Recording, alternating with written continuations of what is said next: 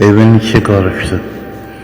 Evin içine haram girdi. Evin içine ahlaksızlık girdi. Evin içine gereksiz olan şeyler girdiği için evin içinde ahlaksızlık, edepsizlik baş verir.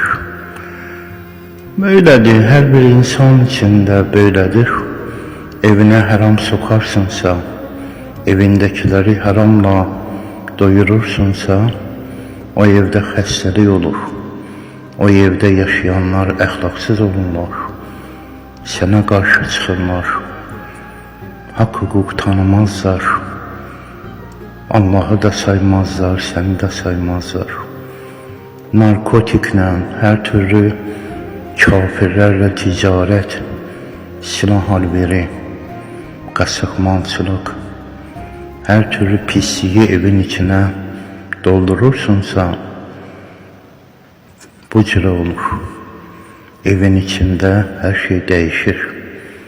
Səni də saymazlar, səni də bir böyük kimi, bir rəhbər kimi saymazlar. Bu sənin günahlarındır. Bu İran'ın rəhbərliyini, İran'ı idarə edənlərin günahlarıdır. Haram soktular. Ülkenin içine haramı sokmuşlar.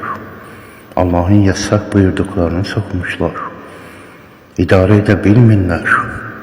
Evinin içini qoruyabilmirlər. Təhlükəsizliyini təmin edebilmirlər.